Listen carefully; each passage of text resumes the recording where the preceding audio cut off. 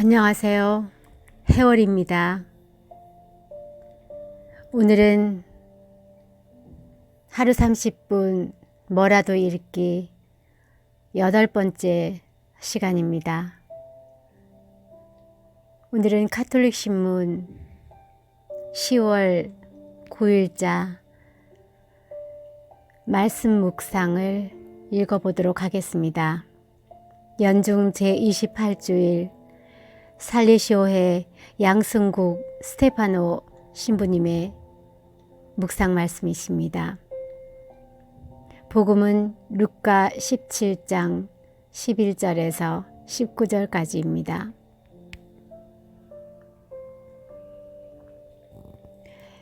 은혜로운 예수님과의 만남과 그분 안에서의 새로운 삶, 직장생활, 수도생활을 위해 일찌감치 고향을 떠났던 저는 늘 합숙소, 내무반, 기숙사, 수도원 등 공동생활시설에서 살아왔습니다. 요즘은 훨씬 덜한데 과거 집단생활시설은 외부로부터 유입되는 전염성 강한 병균, 특히 피부질환 병균 앞에 거의 무방비 상태로 노출돼 있었습니다.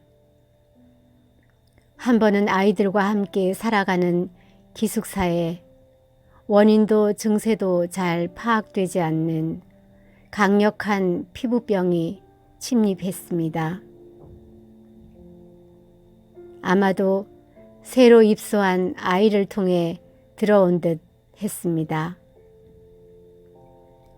당시 피부병이 지닌 특징은 신속한 전염성, 지독한 간지럼 증세였습니다. 저도 예외 없이 전염되었는데 정말이지 죽는 줄 알았습니다. 피부병은 즉시 온몸으로 번졌습니다. 밤낮 없이 긁어댔는데 특히 간지럼 증세는 밤이 되면 더 심해졌습니다. 자다가 자신도 모르게 긁다 보니 온몸이 상처투성이었습니다. 피부가 남달리 약해 다양한 피부 질환을 겪어왔던 저이기에 복음에 등장하는 나병 환자들의 심정을 조금 더 이해할 수 있을 것 같습니다. 당시 나병은 오늘날보다 훨씬 광범위하게 적용되었습니다. 잘 치료되지 않는 악성 피부병들을 통칭해서 나병이라고 했습니다.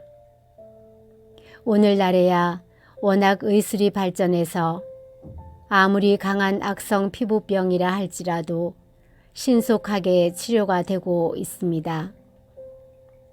그러나 예수님 시대 당시 악성 피부병은 치명적이었습니다. 마땅한 치료제가 없다 보니 효능이 제대로 검증도 안 된 다양한 민간요법으로 치료를 시도했습니다. 그러다 더 증세가 악화되는 경우가 부지기수였습니다. 당시 나병 환자들이 겪었던 고통 중에 병의 증세가 가져다 주는 고통도 큰 것이었지만 더 큰 고통이 있었습니다. 율법 규정에 따른 격리와 추방으로 인한 고통이었습니다.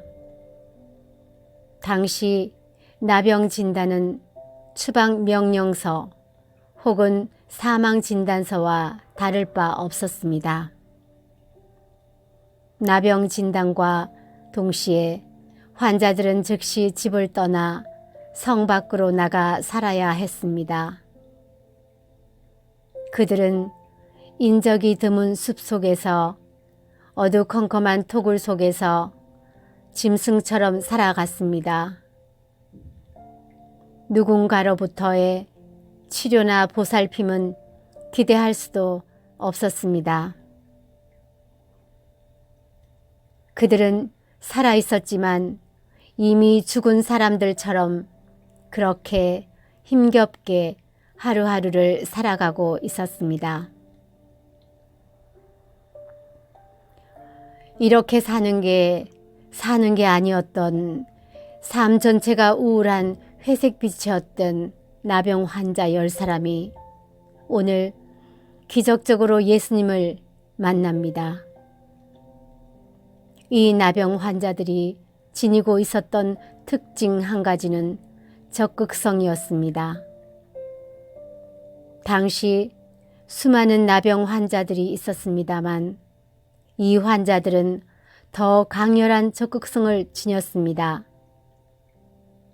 동시에 그에게는 예수님께서 전지전능하신 그리스도 메시아라는 강렬한 확신이 있었습니다. 그에게는 꼭 치유되어 제대로 된 인간으로 살아보고 싶은 강한 원의가 있었습니다. 마지막 희망을 안고 체면도 다 던져버리고 예수님께 큰 소리로 외쳤습니다. 예수님, 스승님, 저희에게 자비를 베풀어 주십시오. 측은지심 가득한 눈으로 그들을 바라보시던 예수님께서 이윽고 행동을 계시하십니다. 간단하게 딱 한 말씀만 건네십니다.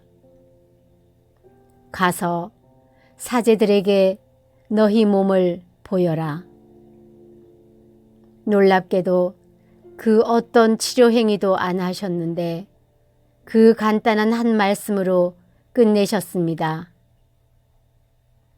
나병 환자들은 사제에게 가는 도중 말끔히 병이 나았습니다.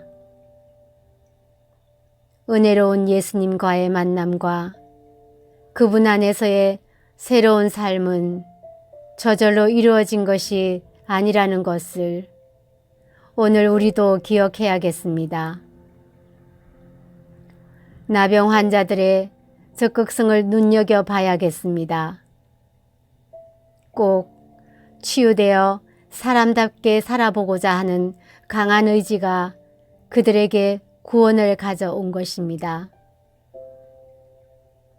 예수님께서는 꼭 자신을 치유시킬 능력을 지니신 하느님의 아드님이라는 확신이 그들을 죽음의 땅에서 생명의 땅으로 건너오게 한 것입니다. 그러나 안타깝게도 한 사람만 제외하고 나머지 사람들이 지녔던 강렬한 믿음은 치유의 은총을 입자마자 순식간에 사라져 버렸습니다. 무엇보다도 그들에게는 겸손의 덕이 없었습니다. 그러니 당연히 감사할 줄도 몰랐던 것입니다. 가장 기본적인 인사도 제대로 할 줄 몰랐던 것입니다. 또한 그들이 안고 있었던 가장 치명적인 약점 한 가지가 있었는데 그것은 바로 지속성이 결여된 믿음이었습니다. 한때 믿음을 지니기는 했었지만 그 믿음이 오래 가지는 못했습니다. 상황이 다급할 때, 정말 필요할 때, 화장실 들어갈 때는 대단했지만 그들의 간절한 육체적 바람이 충족되는 순간 믿음은 소리도 없이 사라져 버렸습니다. 미성숙한 신앙과 성숙한 신앙이 어떻게 구별되는지를 그들은 잘 보여주고 있습니다. 그들은 오직 외면적인 것에만 집착하고 있었습니다. 일회적인 것에만 목숨을 걸고 있었습니다. 멀리 보지 못하고 한 치 앞만 바라봤던 것입니다. 그러나 단 한 사람, 유다인도 아닌 사마리아인 한 사람만이 예수님께 달려와 자신에게 베풀어 주신 은총과 자비에 깊은 감사와 찬양을 드렸습니다. 겸손히 나온 결실입니다. 뿐만 아니라 그는 자신의 나병을 고쳐주신 예수님께서 육체적인 건강뿐만 아니라 영혼의 구원까지 책임져 주실 분이라는 것을 확신하고 있었습니다. 이토록 그의 믿음은 참으로 성숙한 것이었고 또한 지속적이었습니다. 예수님께서 그토록 크신 은혜를 베풀어 10사람의 나병 환자를 동시에 치유시켰지만 낫게 되자마자 다들 어디로 사라져 버렸는지 코빼기를 볼 수가 없었습니다. 그 마음이 참으로 씁쓸하셨을 것입니다. 그러나 돌아온 단 한 명의 이방인을 대견하게 여기신 예수님께서는 이렇게 말씀하십니다. 일어나 가거라. 내 믿음이 너를 구원하였다. 돌아와 인사드린 사마리아 사람은 육체적인 건강을 회복했을 뿐만 아니라 영혼까지 구원받았습니다. 건강만 되찾은 것이 아니라 영혼까지 건강해진 것입니다. 일시적 행복만이 아니라 영원한 행복까지 보장받은 것입니다. 오늘 우리가 지닌 신앙에도 필요한 측면이 있다면 그것은 바로 흔들림 없는 견고함입니다. 일회적이거나 단속적인 것이 아닌 지속적이고 항구한 든든한 신앙입니다. 9월 25일 마테라 벤투노 세템브레 시립 스타디움에서 열린 제27차 전국 성체대회 폐막미사 강론 중에서 교황님의 말씀입니다. 성찬례는 사랑으로 나아가는 새 세상에 대한 예언입니다. 빵의 도시인 이곳 마테라에서 저는 여러분에게 이렇게 말씀드리고 싶습니다. 예수님께로 돌아갑시다. 성체성사로 돌아갑시다. 빵의 맛으로 돌아갑시다. 왜냐하면 우리가 사랑과 희망에 굶주려 있거나 삶의 고단함과 고통으로 부서질 때 예수님께서 우리를 먹이고 치유하는 음식이 되시기 때문입니다. 빵의 맛으로 돌아갑시다. 가난한 이들에 대한 불의와 차별이 세상에서 계속되는 동안 예수님께서 우리에게 나눔의 빵 성체를 주시고 우리를 날마다 형제의 사도, 정의의 사도, 평화의 사도로 파견하시기 때문입니다.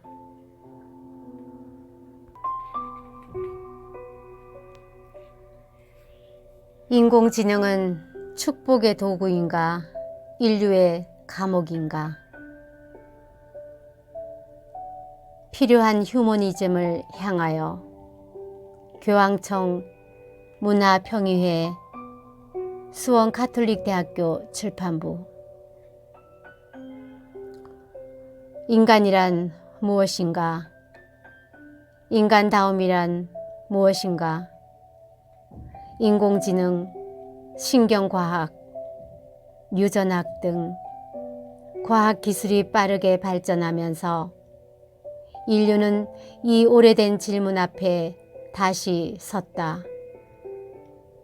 이 고민의 답을 찾아가기 위해 세계의 석학과 전문가들이 한자리에 모여 세미나를 열고 성경의 휴머니즘에 관해 논했다. 바로 2021년 교황청 문화평의회 총회다. 최근 문화평의회가 지난해 10월 21일 로마에서 필요한 휴머니즘을 향하여를 주제로 개최한 총회에서 발표한 강연문들을 모았다. 총회가 인공지능에 관심을 기울인 만큼 책은 인공지능에 대한 성찰을 담았다. 이 성찰을 비전문가도 이해할 수 있는 쉬운 언어로 풀어낸 점이 특징이다. 인공지능의 발달은 인류 사회를 형성해 온 가장 기본적인 생각의 틀을 뒤흔들어 버릴 인간적인 삶을 무너뜨릴 잠재력을 동반하고 있다. 동시에 인공지능이 인류 사회의 미래를 위해 중요하다는 통념이 많은 이들 안에 자리한 것도 사실이다. 그래서 인공지능이라는 양날의 검은 지난 10년 국제기구들과 각국의 정부, 학계 등에서 가장 주목받은 주제 중 하나이다. 하지만 정작 대중이 인공지능에 대해 성찰하지 않는다면 인공지능은 인간을 억압하는 또 다른 감옥이 될 수도 있다. 책이 인공지능에 대한 전문가들의 강의를 일반 대중을 대상으로 전하고 있는 것도 이런 이유다. 책은 인공지능과 관련해 의식, 인간 본성, 법, 윤리, 사회, 청소년, 교리 등에 관한 다양한 문제를 고찰한다. 디지털 기술 발전이 미치는 청소년 가치관의 변화에 관한 교황청 문화평의회 위원 이성효 주교의 발제도 실렸다. 또한 인공지능에 관한 논의에 머물지 않고 신경정신학, 생태학, 유전자 편집 기술 등 인공지능과 더불어 현대사회를 변화시키고 있는 여러 요소에 관해서도 다루고 있다. 교황청 문화평의회는 지난 2017년에도 4차 산업혁명과 인류의 미래를 주제로 총회를 열고 신경과학, 인공지능, 유전학 등 우리 시대의 현안을 살핀 바 있다. 책은 나아가 인공지능 시대에 필요한 휴머니즘으로 성경의 휴머니즘에 초대한다. 이 휴머니즘은 그리스도교 인간학을 바탕으로 한 휴머니즘이다. 그러나 책은 성경의 휴머니즘을 정의하지도 성경이나 교리를 직접적으로 가르치지도 않는다. 다만 카톨리시즘을 바탕에 두고 비신자까지도 이해할 수 있는 언어로 이야기하고 있다. 교황청 문화평의회 의장 잔 프랑코 라바시 추기경은 한글판 서문에 2021년 총회는 휴머니즘의 위대함을 모색했으며 어떻게 이 휴머니즘이 새롭고 창의적인 대응책을 제공할 수 있는지 보여줬다면서 성경의 휴머니즘은 시대의 흐름에 따라 적절한 방법으로 새롭게 발견하고 지혜롭게 적용할 때 오늘날 인류의 미래에 대한 염려스러운 물음들을 대면할 가장 좋은 도구가 될 수 있다고 전했다. 교황 러시아 대통령의 종전 호소. 프란치스코 교황이 10월 2일 바티칸 성 베드로 광장에서 열린 삼정기도 자리에서 블라디미르 푸틴 러시아 대통령을 향해 폭력과 죽음의 악순환을 멈출 것을 촉구했다. 교황이 공식적으로 우크라이나 침공의 책임자로서 러시아 대통령을 지목한 것은 이번이 처음이다. 교황은 블라디미르 푸틴이라는 이름을 언급하지는 않았지만 러시아 연방 대통령을 향해 7개월간 이어지고 있는 우크라이나 전쟁과 러시아의 핵무기 사용 가능성에 대한 심각한 우려를 표명하고 즉각적인 전쟁 중단을 호소했다. 교황은 또 젤렌스키 우크라이나 대통령에게도 평화를 위한 진지한 제안에 열린 자세를 보여줄 것을 촉구했다. 러시아와 우크라이나 양국의 정치 지도자를 향한 교황의 이러한 호소는 양국이 모두 평화를 회복하기 위해 대화를 나눌 의지를 보이지 않고 있는 가운데 특별히 중요한 의미를 지닌다. 푸틴 대통령은 우크라이나 영토의 15%에 해당하는 지역을 러시아로 병합하기를 원하고 있으며 젤렌스키 대통령은 미국과 유럽의 나토 회원국으로부터 지원받은 무기를 바탕으로 반격에 나서 전쟁 주도권을 쥐고 상당한 지역을 재탈환했다.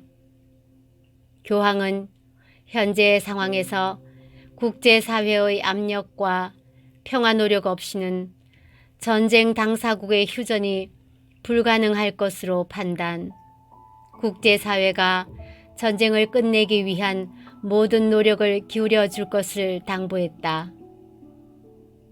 교황은 특히 러시아가 우크라이나 영토 4개 지역을 병합하려는 시도를 국제법 위반으로 비난하고 교황청은 이를 불법 행위로 간주한다는 것을 분명히 했다.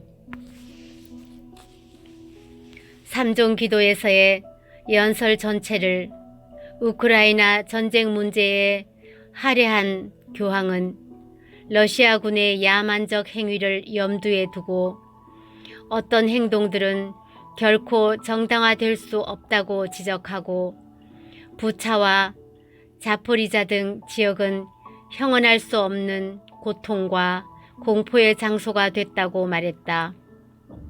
교황은 이어 푸틴 대통령과 러시아 정치 지도자들의 핵무기 사용 위협에 대해 인류가 또다시 핵무기의 위협에 직면할 수는 없다며 얼마나 더 많은 피를 흘려야 전쟁이 해결책이 아니라는 사실을 깨달을 수 있을까라고 개탄했다. 이에 앞서 교황은 9월 28일 교황청에서 예수 회원들과 만나 러시아의 우크라이나 침공은 용납할 수 없고 혐오스러우며 무의미하고 야만적이며 신성 모독적인 행위라고 비난했다. 하지만 교황은 동시에 우크라이나 전쟁을 단순히 선악의 문제로만 간주해서는 안 되며 두 나라 간의 전쟁에 국한되지 않는 일종의 세계대전이라고 말했다. 또 교황청 국무원장 피에트로 파롤린 추기경은 푸틴 대통령의 핵무기 사용 위협과 관련해 이는 국제 평화에 대한 혐오스러운 위협이며 국제사회가 핵무기를 완전히 제거해야 하는 긴급한 상황을 드러낸 것이라고 지적했다.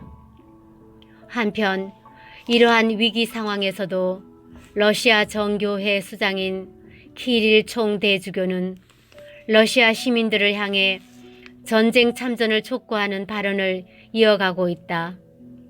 그는 9월 21일 러시아의 예비군 30만 명 동원령 발동 즉시 용맹하게 병력의 의무를 다하라며 조국을 위해 목숨을 바치는 사람은 천국에서 영광과 영생을 누린다고 말했다.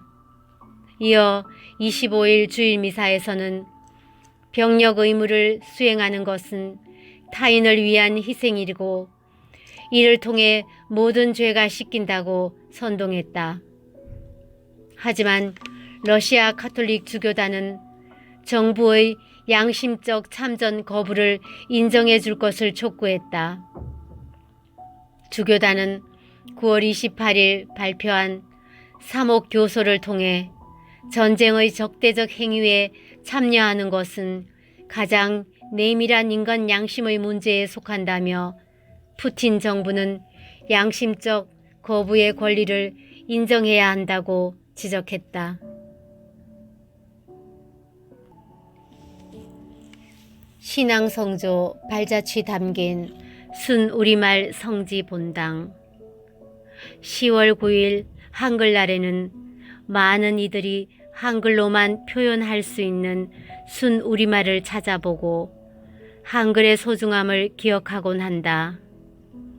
아름다운 순우리말이 많지만 우리 신앙이 담긴 순우리말 단어들도 있다. 여러 성지, 본당 등에는 하느님, 예수님의 이름이 담긴 또 신앙 선조의 삶과 행적이 담긴 순우리말이 전해지고 있다. 신앙이 담긴 순우리말 중에는 하느님의 이름이 담긴 지명들이 눈길을 끈다. 던지실은 천주이신 하느님의 이름에서, 여사울, 여숫골은 예수님의 이름에서 온 순우리말 지명이다. 수원교구 던지실 본당의 명칭은 지역의 옛 이름인 던지실에서 왔다. 던지실이란 말은 천주마을이라는 뜻에서 생겨난 이름이다. 천주교가 중국에서 전해질 당시 천주의 중국어 발음인 텐주가 시간이 흘러 던지라는 말로 변했고 거기에 마을을 뜻하는 실이 붙어 던지실이라는 말이 형성됐다. 실제로 던지실 본당이 자리한 안성 지역에는 오래된 공소가 많다.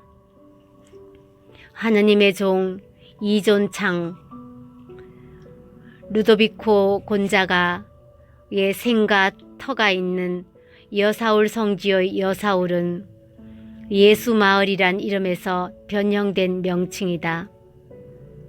송담유록에는 여사울이 여소동과 야소동으로 표기되는데 야소 또는 야소는 예수의 한자식 표기이다. 초기 신앙 선조들은 필사본에 예수님을 여수 혹은 여슈로 적었다. 우리나라 초기 신자들은 예수님을 여수님이라고 부른 것이다. 마찬가지로 해미 국제 성지가 자리한 일대를 일컫던 여숫골도 예수님이라는 의미의 여수에 마을 고을을 뜻하는 고를 더한 형태이다.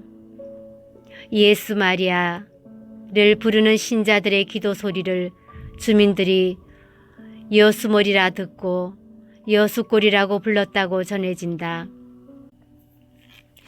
미린의 갓등이 등의 지명에서는 신앙 선조들의 삶과 신앙이 묻어난다. 성 김대근 안드레아 신부가 묻힌 미린의 성지는 미린의 교우촌의 이름을 따왔다. 박해자들의 눈을 피해 산골짜기를 따라 자리한 신자들의 집에서 새어나오는 불빛이 마치 하늘의 은하수 같다는 의미에서 붙은 이름이다. 미린에는 은하수의 순 우리말이다. 수원교구 왕림본당의 전신인 갓등이 공소에서 갓등이는 박해시대 신자들이 선교사를 부르던 일종의 은어이다. 갓등이 공소는 백길로 충청도를 통해 입국한 선교사들이 서울로 가기 위해 머물던 곳이다. 신심 깊은 이곳 신자들은 선교사를 보호하기 위해 선교사를 갓을 쓴 등불이라는 의미로 갓등이라 비밀스럽게 부르며 보호했고, 그런 이유로 교우촌에 갓등이라는 이름이 붙었다. 두들기와 진둔봉은 순교의 역사를 느낄 수 있는 단어들이다. 죽산 성지 인근 지역에는 두들기 고개가 있다. 죽산은 조선시대에 도호부가 있던 곳으로 신자들의 처형이 이루어졌던 곳이다. 포졸들은 신자들을 호송하면서 삼죽과 죽산의 분수령인 고개를 지났는데, 이때 신자들이 가족과의 이별을 안타까워하며 땅을 치고 두들겼다고 하고, 포졸들이 신자들을 두들겨 때려 끌고 갔다고도 전해진다. 이런 모습에 두들기 고개라는 이름이 붙었다. 지역이 개발되면서 두들기 고개의 옛 모습을 찾아보기 어렵지만 지금도 삼죽면에는 두들기길, 두들기 삼거리 등의 지명이 남아있다. 죽산성지 입구에 세워진 큰 표지석이 이 두들기에서 옮겨온 바위로 제작됐다. 해미국제성지에 있는 진둔봉은 신자들이 신앙 때문에 생매장을 당한 곳이다. 박해 당시 형졸들은 수많은 신자들을 묶은 채로 이곳 물 웅덩이에 수장시켰다. 충청지방 방언으로 웅덩이를 둔봉이라 하는데, 죄인들이 빠져 죽은 둔봉, 바로 죄인 둔봉이란 말이 진둔봉으로 변했다. 오늘은 여기까지입니다. 편안한 밤 되세요.